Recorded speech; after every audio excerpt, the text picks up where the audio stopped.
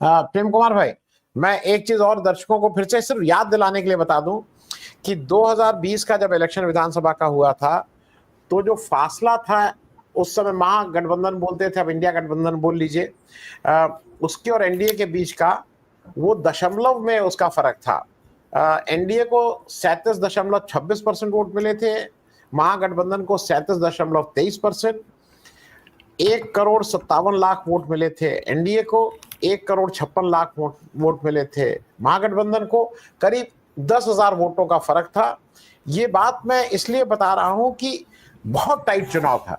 और एक चीज और याद रखिएगा कि 2020 में मोदी जी 2019 का 303 सीटें जीत के आके बिल्कुल कॉन्फिडेंट मोदी जी थे।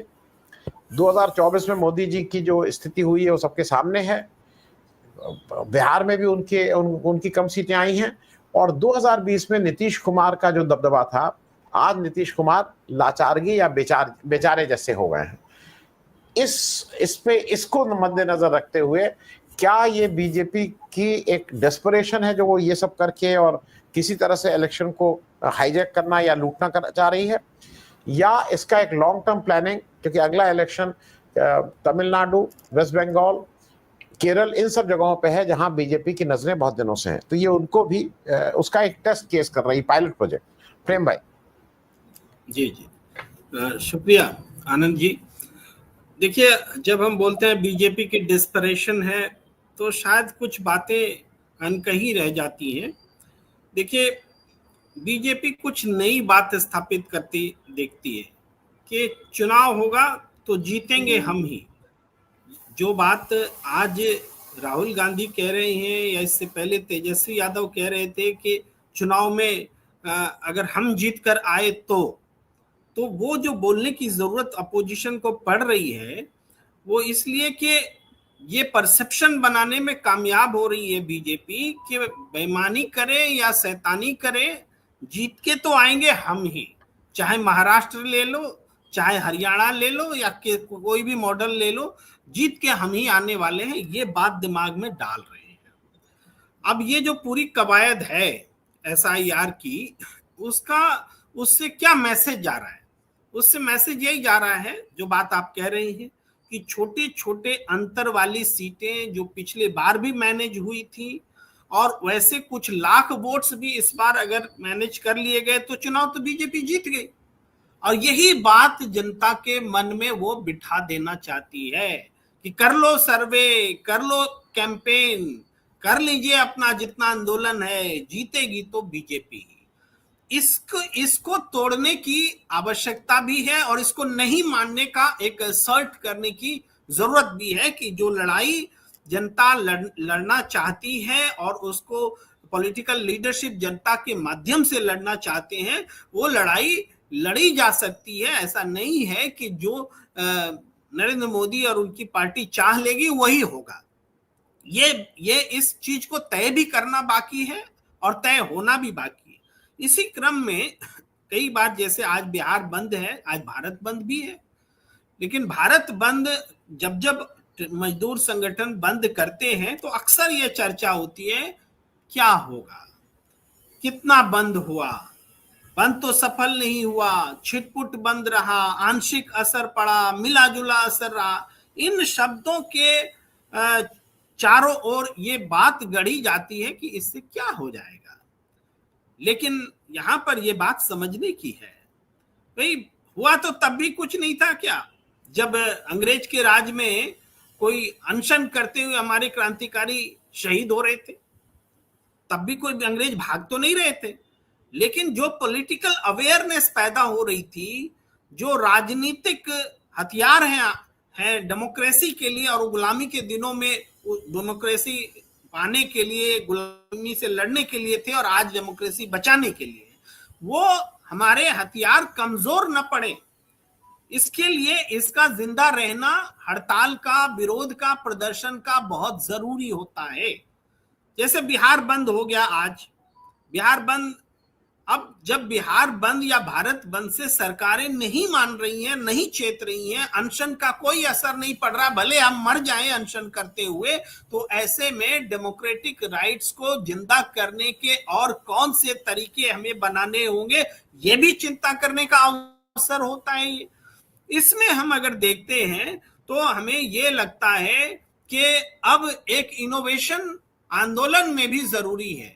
अब बंद, बिहार बंद एक दिन हो गया, लेकिन बंद बार बार जैसे कॉल होने चाहिए। हम हफ्ते में 2 बार बंद करेंगे, हम विवश करेंगे सरकार को, इस क्योंकि आंदोलन विवश करने का नाम होता है, सरकार को टेबल पर लाने का नाम होता है, बातचीत करिए, इसीलिए आंदोलन होता है। अगर उसकी उस मूल बात को ही दरकिनार कर दिया जा रहा है तो आंदोलन करने वालों को सोचना पड़ेगा कि हम ऐसा क्या करें कि आंदोलन अपनी धार को पाए और डेमोक्रेटिक राइट्स जिंदा रहे।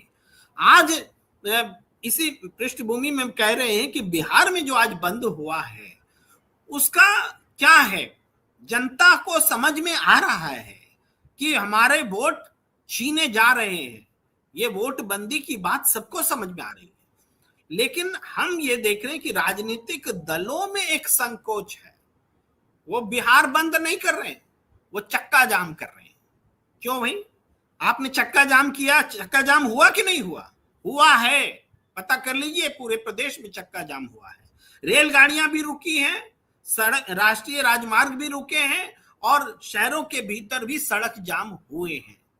तो क्या आप बंद का कॉल करेंगे तो बंद नहीं होगा? ये आत्मविश्वास की कमी है नेताओं में।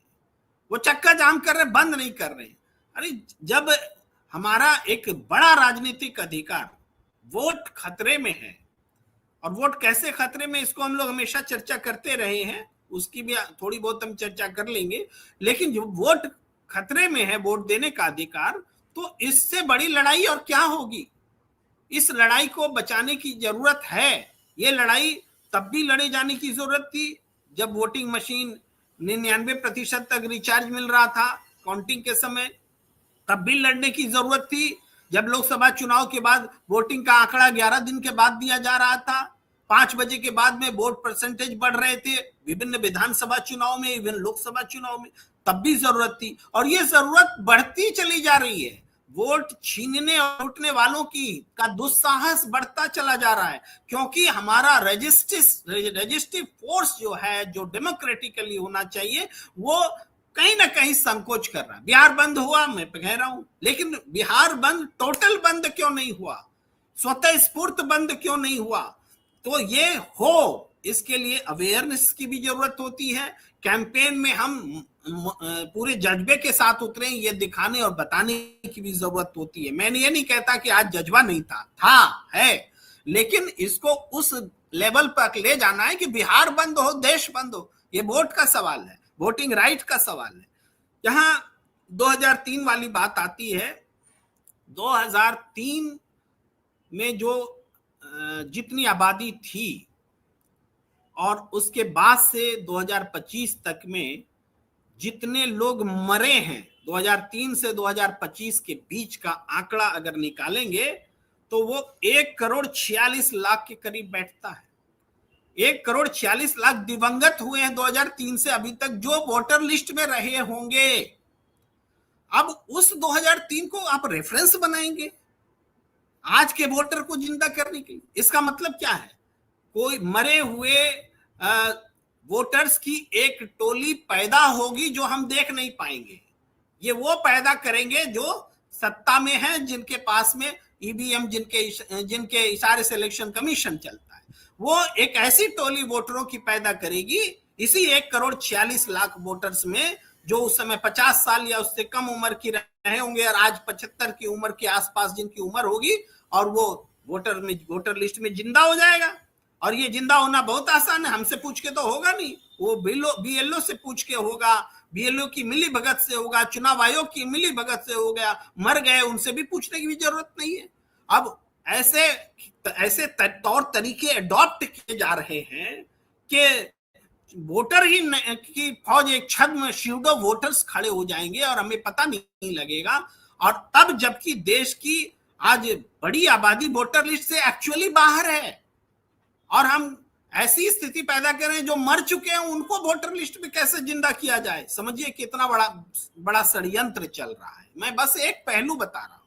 तो इस हिसाब से हम देखें, लड़ाई बहुत बड़ी है और आज बिहार का जो बंद जो हुआ है, वो बंद जितना भी सफल हुआ है वो एक रिकॉग्नाइज करने वाली बात है, मगर इसको और बड़े स्तर पर ले जाने की जरूरत है। जनता का सहयोग कैसे मिले, ये इसके लिए हमें अपोजिशन को या पूरी जनता को, हम अपोजिशन बोलकर हम अपनी जिम्मेदारी से भी नहीं बच सकते, हर उस व्यक्ति को जो जनतंत्र के लिए, जनतांत्रिक अधिकारों के लिए संवेदनशील है, उसको सोचना पड़ेगा कि हम लोकतंत्र की, संसदीय प्रणाली की, निर्वाचन प्रणाली की तो हम कैसे हिफाजत करें। जी आनंद जी।